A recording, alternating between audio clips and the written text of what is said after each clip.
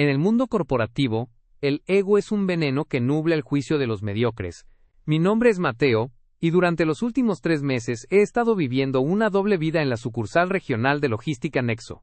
Para todo el equipo, soy Mateo el pasante, un tipo callado de 30 años que se encarga de organizar archivos, traer cafés y aguantar los desplantes de los mandos medios. En realidad, soy el consultor de reestructuración senior, enviado directamente por la casa matriz en Londres. Mi misión era clara: infiltrarme para detectar por qué esta sucursal, que antes era una mina de oro, ahora reportaba pérdidas masivas y una rotación de personal alarmante. No tardé mucho en encontrar el foco de la infección: el director regional, un hombre llamado Ricardo, cuya única habilidad real era gastar el presupuesto de la empresa en cenas de lujo y empavonearse frente a su nueva conquista. Ricardo había contratado a su novia, una mujer llamada Karina, como directora de relaciones públicas, un puesto inventado con un sueldo que superaba al de los ingenieros con 10 años de experiencia.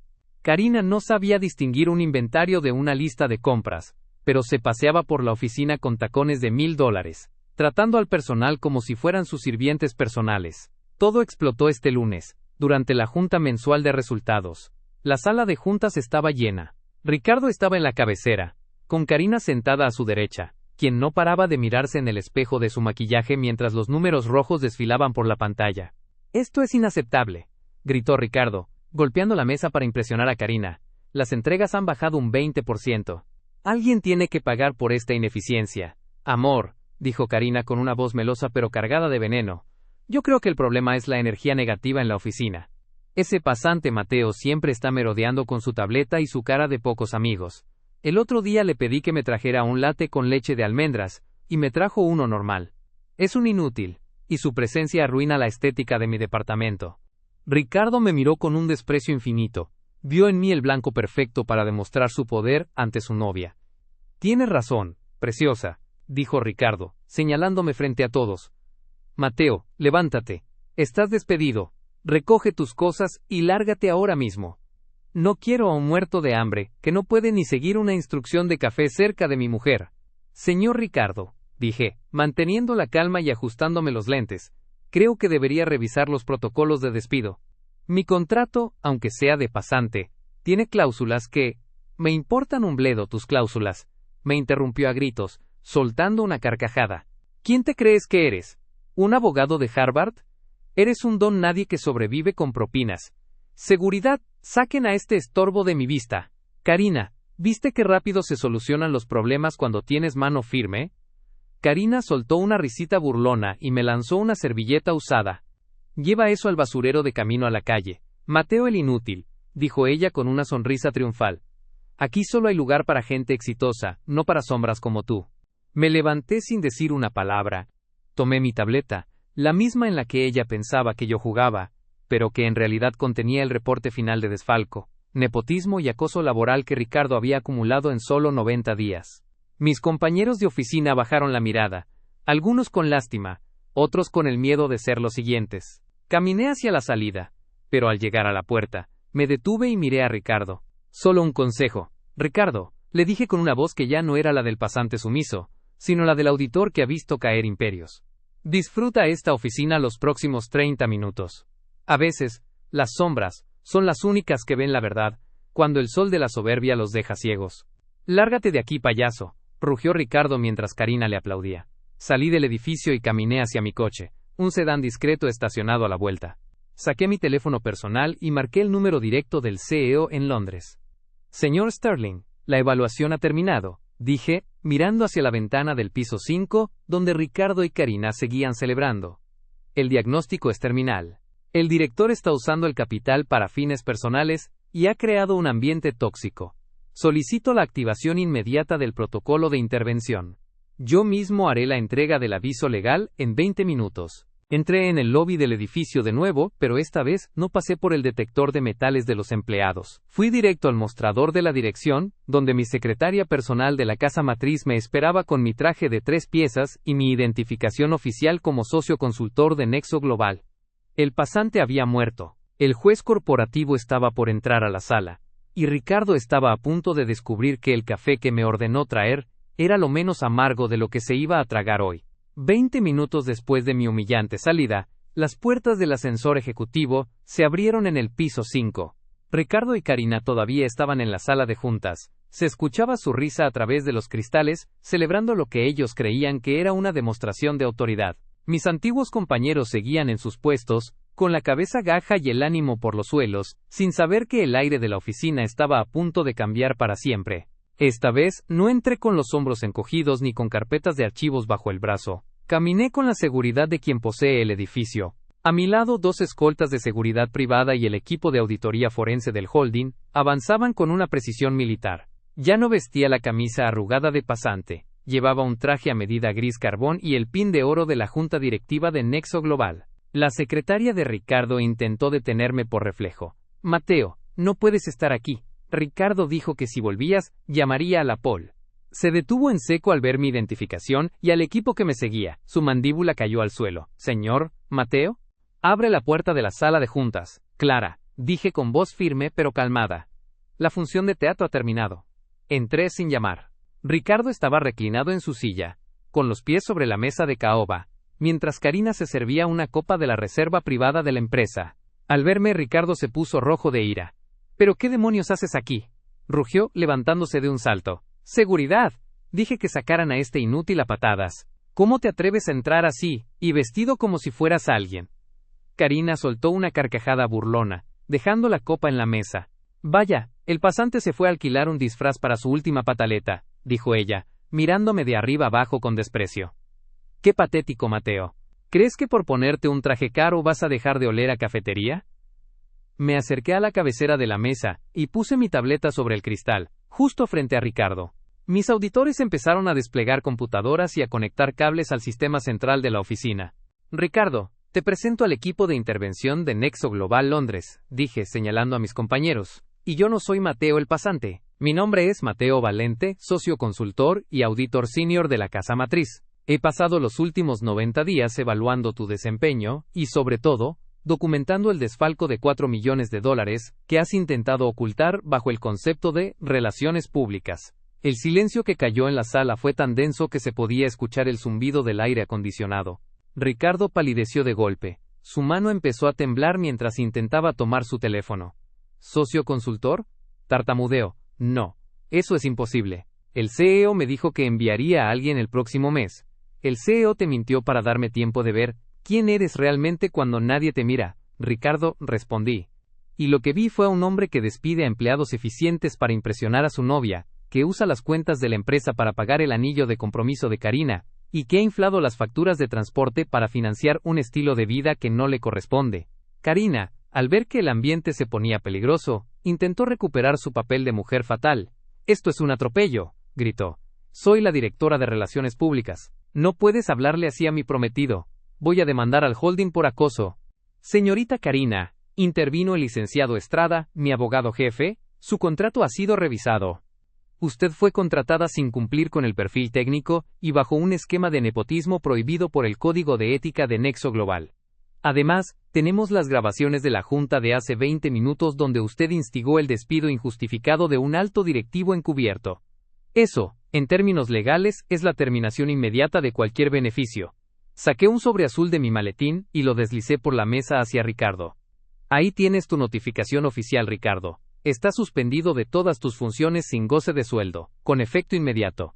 Se ha iniciado una auditoría forense en tus cuentas personales, y se ha interpuesto una demanda penal por administración fraudulenta. Tus cuentas bancarias vinculadas a la nómina de la empresa han sido congeladas hace 5 minutos. Ricardo miró el sobre como si fuera una bomba. Se dejó caer en su silla, la misma que hace unos minutos ocupaba con arrogancia. «Mateo, podemos hablar», susurró, con la voz quebrada. Fue un malentendido. Karina es joven, ella no sabía. Yo puedo devolver el dinero, solo dame una semana. No me destruyas así frente a todos. Tú no pensaste en mi destrucción cuando me despediste frente a toda la oficina por un café, Ricardo, dije, inclinándome hacia él. No pensaste en el respeto cuando permitiste que ella me humillara con una servilleta usada. Hoy no hay trato, no hay mediación, y no hay segundas oportunidades. Me giré hacia el resto de la oficina. A través del cristal, todos los empleados estaban pegados a la pecera, viendo cómo el gigante caía. «¡Atención a todos!», exclamé, alzando la voz. El señor Ricardo ya no pertenece a esta compañía. A partir de este momento, asumo la dirección interina de esta sucursal. Todos los despidos injustificados, realizados en los últimos 3 meses, quedan revocados. Y para ti, Karina, seguridad te acompañará a la salida. Puedes llevarte tu maquillaje, pero el bolso de diseñador y el collar de diamantes quedan confiscados, ya que fueron pagados con la tarjeta corporativa de emergencia. Karina soltó un alarido de rabia, tratando de abalanzarse sobre los auditores, pero la seguridad la tomó de los brazos con firmeza. Ricardo solo miraba al vacío, dándose cuenta de que su imperio de papel se había incendiado. Él pensaba que yo era su sirviente, sin saber que yo soy el que firma el cheque de su liquidación de 0 pesos. El pasante había terminado su café, y ahora, era el momento de limpiar la casa. El miércoles por la mañana, la oficina de logística Nexo ya no era un campo de batalla, sino una escena del crimen perfectamente acordonada. Ricardo, bajo arresto domiciliario administrativo, y con la prohibición de acercarse al edificio, cometió el error que yo estaba esperando. Desde su computadora personal en su departamento de lujo, intentó lo que cualquier criminal acorralado haría: borrar el rastro. Yo estaba en el centro de datos de la empresa, rodeado de pantallas táctiles y servidores que zumbaban con una eficiencia gélida.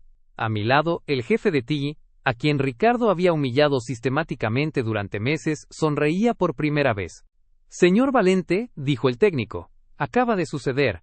El usuario R/admin ha ingresado de forma remota al servidor de archivos confidenciales.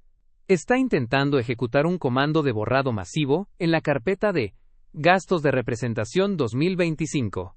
Déjalo avanzar, Carlos, respondí, cruzándome de brazos. Quiero que crea que está ganando, que sienta ese alivio falso por unos segundos. En la pantalla, vimos cómo la barra de progreso de borrado llegaba al 100%. Ricardo, en su ignorancia técnica, pensó que había eliminado las pruebas de las cenas de $10,000 y los vuelos privados a las islas griegas que le regaló a Karina con dinero de la nómina. Lo que no sabía es que, desde el momento en que puse un pie en esta oficina como pasante, instalé un espejo de datos en la nube privada de Londres. Listo, señor. Ha terminado el borrado, informó Carlos. Ahora mismo he bloqueado su acceso, y he guardado la IP de origen como prueba de obstrucción a la justicia y sabotaje industrial. Perfecto. Envíale la notificación de bloqueo, sentencié, que sepa que la puerta se acaba de cerrar para siempre. Mientras tanto, en el otro lado de la ciudad, Karina vivía su propia dosis de realidad. Tras ser escoltada fuera del edificio sin sus joyas robadas, intentó refugiarse en el círculo de amigos poderosos que Ricardo presumía en sus cenas. Llamó a las esposas de los directores, a los dueños de las boutiques de lujo y a los contactos del club de golf. La respuesta fue unánime: silencio. En cuanto el comunicado de la casa matriz sobre la intervención por fraude llegó a los correos electrónicos de la industria, Karina y Ricardo se volvieron radioactivos. Nadie quería ser asociado con un hombre que había robado a una multinacional británica, y mucho menos con la mujer que había sido el motor de ese desfalco. Recibí un informe de mi equipo de seguridad externa. Karina fue vista en una casa de empeño intentando vender un reloj que, para su desgracia, resultó ser una de las tantas imitaciones que Ricardo le compraba para ahorrar dinero mientras desviaba el capital real a sus propias cuentas ocultas. La ironía era deliciosa. El hombre por el que ella humilló a medio personal, también la estaba estafando a ella. A mediodía, regresé a la oficina de la dirección. Ricardo, fuera de sí, rompió su restricción y apareció en el lobby, gritando que quería hablar conmigo. No traía seguridad, no traía trajes caros. Traía la mirada desencajada de quien se da cuenta de que ha perdido no solo el empleo, sino el futuro. Mateo, sé que estás ahí, cobarde. Gritaba desde la recepción. Ese servidor es mío. Yo lo configuré. No puedes usar mis propios archivos contra mí. Salí al balcón interno que daba al lobby. Todos los empleados se detuvieron para ver el espectáculo. Ricardo me miró desde abajo, con la cara roja de rabia. Ricardo, dije, con una voz que resonó en todo el vestíbulo, el servidor no es tuyo, es de los inversionistas. Y la llave que intentaste usar para borrar tus pecados, yo la cambié hace 3 meses mientras te traía ese café que tanto despreciaste. Cada clic que diste hoy fue registrado por la fiscalía. No solo eres un ladrón, eres un aficionado. Te voy a destruir, rugió él. Tengo contactos. Tengo gente en el sindicato. Tus contactos acaban de enviar sus cartas de deslinde, Ricardo. Y tu gente en el sindicato son los mismos trabajadores a los que les negaste el bono navideño para pagar el viaje de Karina a París. Mira a tu alrededor. ¿Ves a alguien que quiera ayudarte? Ricardo giró la cabeza. Vio a las secretarias, a los mensajeros, a los analistas. Todos lo miraban con un desprecio silencioso. El hombre que se creía el rey del edificio, ahora era solo un intruso gritando en un vestíbulo ajeno. Seguridad. Acompañen al señor a la calle, ordené. Y llamen a la patrulla. El intento de sabotaje informático que acaba de realizar es un delito federal. Ricardo fue esposado ahí mismo, frente a la recepción donde él solía entrar como una deidad. Mientras se lo llevaban, Karina apareció en la entrada, llorando y gritándole que era un mentiroso por haberle dado joyas falsas. El espectáculo era patético. Él pensaba que el servidor era su aliado, sin saber que yo soy el dueño de la llave que guarda todos sus secretos. Me di la vuelta y regresé a mi escritorio. La limpieza de la sucursal estaba al 70%. El próximo paso era devolverle la dignidad a los empleados, y para eso, necesitaba el expediente de liquidación que Ricardo pensó que nunca vería la luz. La sala de interrogatorios de la fiscalía era un contraste absoluto con la oficina de mármol de logística Nexo. Aquí no había café de especialidad ni vistas panorámicas, solo una mesa de metal atornillada al suelo y una luz fluorescente que parpadeaba con un zumbido irritante. Ricardo estaba sentado frente a mí, con el cabello desordenado y las ojeras marcadas. A su lado, su abogado, un hombre que cobraba por minuto y que empezaba a mirar su reloj con nerviosismo, intentaba mantener una postura desafiante. Esto es una pérdida de tiempo, dijo el abogado, golpeando la mesa con su bolígrafo. Mi cliente ya admitió que hubo errores administrativos, pero no hay dolo. Los borrados en el servidor fueron un accidente por pánico. Ustedes no tienen una sola prueba directa de que él haya ordenado el desvío de fondos con intención criminal. Todo puede atribuirse a una mala gestión de sus subordinados. Ricardo asintió, recuperando un destello de su antigua arrogancia. Exacto, Mateo, dijo Ricardo inclinándose hacia adelante. Puedes tener los estados de cuenta, pero no puedes probar que yo di las órdenes. Diré que mi equipo de finanzas me engañó. Diré que yo confiaba en la gente equivocada. Al final del día, soy un director que fue víctima de su propia negligencia, no un ladrón. Me darán una multa, una inhabilitación de un par de años, y me iré a casa. Me permití una pequeña sonrisa. Saqué mi tableta y la deslicé por la mesa. Ricardo, siempre fuiste un hombre que disfrutaba demasiado del sonido de su propia voz. Comencé, cruzando los brazos. El problema de creer que todos a tu alrededor son idiotas, es que olvidas que los idiotas también tienen oídos. ¿Recuerdas la cena de aniversario del holding en aquel restaurante exclusivo de la zona alta? Esa donde te serví el postre porque, según tú, el mesero era demasiado lento. Ricardo frunció el ceño tratando de recordar. Esa noche estabas eufórico. Karina quería ese collar de diamantes que vio en la vitrina de la entrada, y tú estabas lo suficientemente ebrio de poder como para presumir cómo lo ibas a conseguir. Yo estaba parado justo detrás de ti, con la bandeja en la mano, fingiendo que no entendía nada de lo que decías. Activé un archivo de audio en la tableta. La calidad era impecable. Gracias a los micrófonos de alta fidelidad que el holding integra en las tabletas corporativas de los pasantes, para el dictado de notas, cada palabra de esa noche quedó registrada. No te preocupes, preciosa. Se escuchaba la voz de Ricardo entre risas y el tintineo de copas.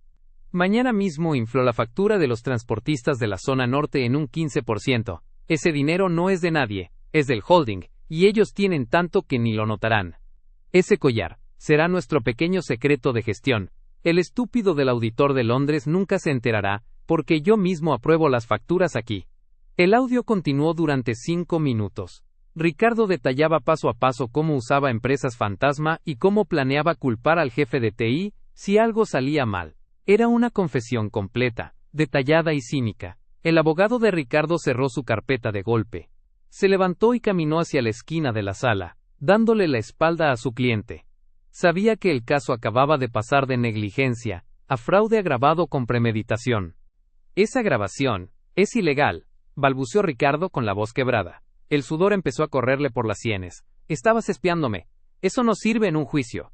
En realidad, Ricardo, la grabación se realizó en un lugar público, dentro de una cena corporativa pagada por el holding, y bajo una política de seguridad que tú mismo firmaste en tu contrato.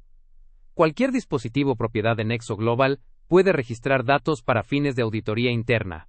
Yo no te espié, tú te confesaste ante la empresa mientras despreciabas al hombre que te servía el postre. Me levanté de la mesa. El fiscal entró en la sala con una carpeta de arresto definitiva. Ya no había vuelta atrás. El holding ha decidido no solo ir por la vía penal, sino ejecutar una demanda civil por daños a la reputación de la marca, le dije, mirándolo a los ojos. Vamos a recuperar cada centavo, tu departamento, tus cuentas, incluso los regalos que le hiciste a Karina. No te quedará nada más que el recuerdo de ese café que tanto te gustaba mandar a traer. Caminé hacia la puerta, pero me detuve un segundo antes de salir. Por cierto, Ricardo, Karina estuvo aquí hace una hora. Trató de negociar su libertad entregando la ubicación de la caja de seguridad que tienes en el extranjero. Parece que tu gran amor tiene un instinto de supervivencia mucho más desarrollado que su lealtad hacia ti. Ricardo se desplomó en la silla, ocultando la cara entre las manos. El hombre que se sentía el dueño del mundo, ahora era solo un número de expediente en una carpeta de cartón. Salí de la fiscalía y respiré el aire fresco de la noche. El pasante había terminado su trabajo. Mañana regresaría a la oficina, pero no para traer café, sino para reconstruir lo que la arrogancia de un solo hombre casi destruye. Él pensaba que sus mentiras estaban a salvo, sin saber que yo grabé su confesión, mientras él se burlaba de mi supuesta insignificancia.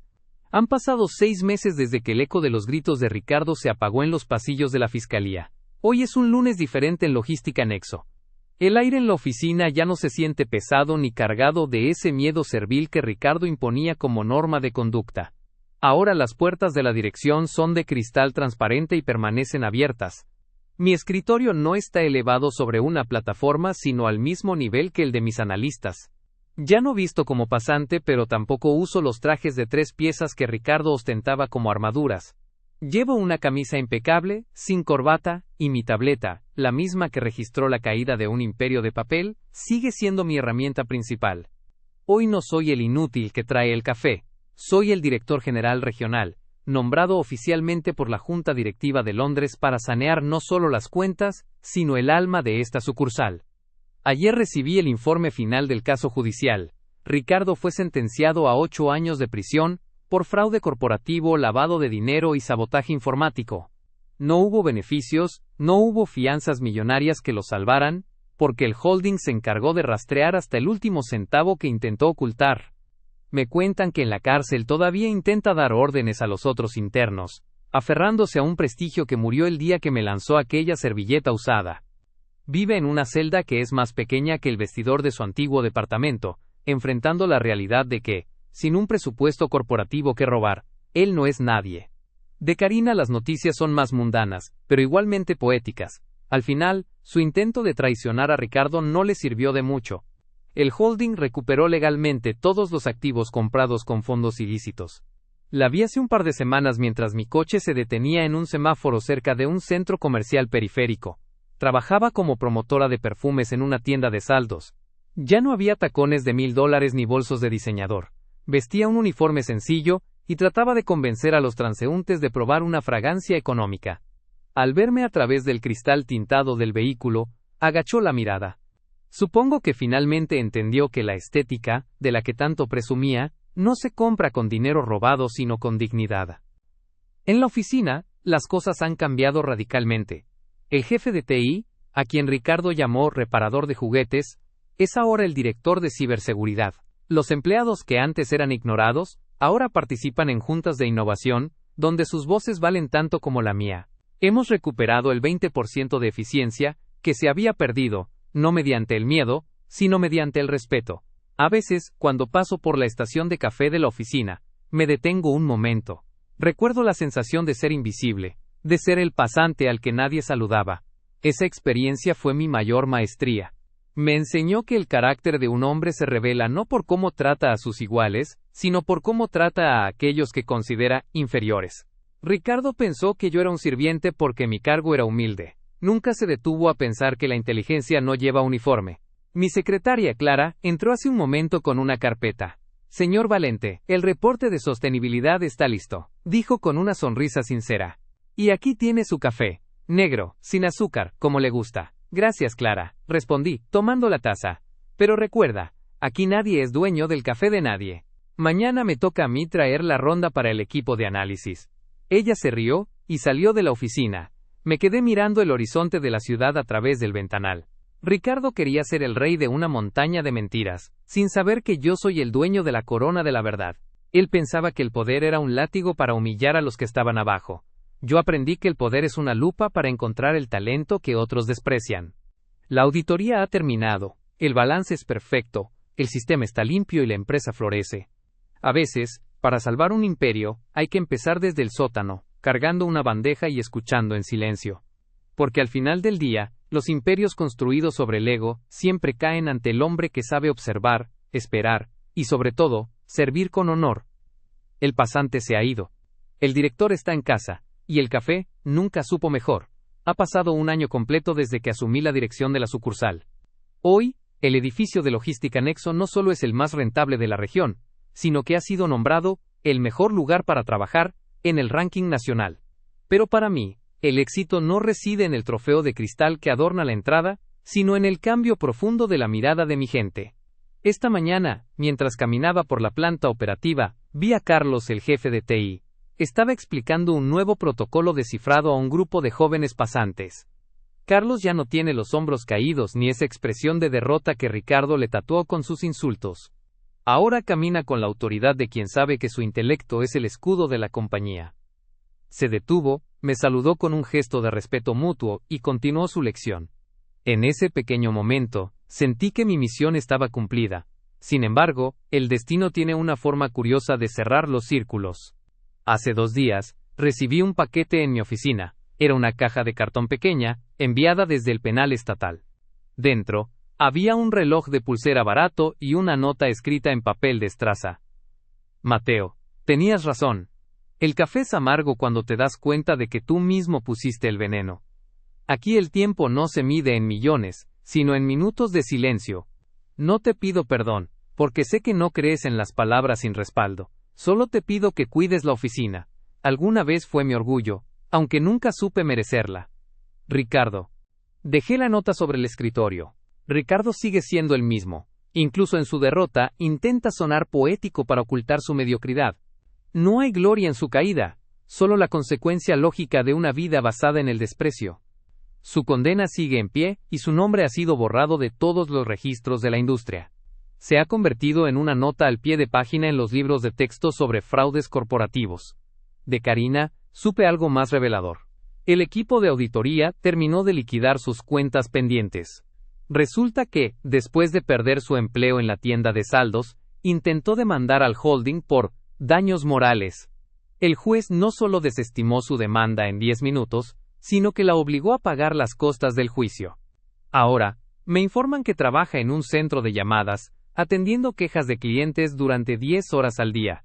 Ella, que no soportaba que un pasante no le trajera el café exacto, ahora tiene que sonreír a través de un auricular a desconocidos, que le gritan por problemas que ella no puede resolver.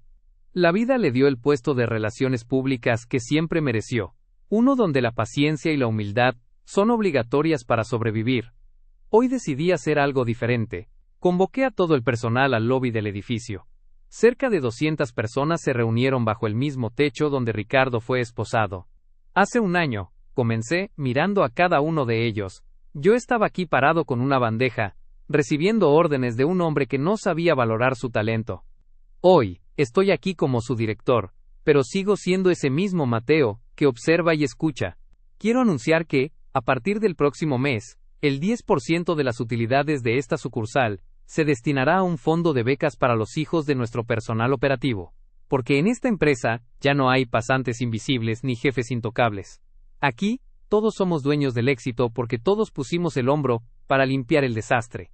El aplauso que siguió no fue el aplauso forzado que le daban a Ricardo por miedo. Fue un sonido genuino, una marea de alivio y orgullo. Al final de la jornada, me quedé solo en mi oficina. Miré la servilleta usada que Ricardo me lanzó hace un año. La tengo enmarcada en un pequeño cuadro negro dentro de mi cajón personal. No como un trofeo de odio, sino como un recordatorio. Me recuerda que nunca debo olvidar cómo se siente estar del otro lado de la mesa. Me recuerda que el verdadero liderazgo no es sentarse en la cima, sino asegurarse de que nadie se quede atrapado en el sótano. tomé mi tableta y cerré la sesión de la jornada. El sistema de Nexo Global está blindado, las cuentas están claras y el equipo está unido. Salí de la oficina, apagué las luces y por primera vez en mucho tiempo, no sentí la necesidad de revisar los servidores por la noche. La confianza había reemplazado a la vigilancia. Ricardo quería ser el rey, pero terminó siendo un preso de su propia soberbia. Karina quería la estética del poder, pero terminó en la ética del esfuerzo. Y yo solo quería hacer mi trabajo. Al final, el inútil resultó ser el único que sabía cómo construir algo que no se derrumbara con la primera auditoría. Caminé hacia el estacionamiento, saludé al guardia por su nombre y conduje hacia mi casa. El balance final estaba listo. La traición se paga con ruina, el esfuerzo se paga con éxito, y la integridad se paga con la paz, de saber que, aunque el mundo te vea como un pasante, tú siempre serás el dueño de tu propio honor. La auditoría de vida ha terminado. El resultado es un éxito absoluto.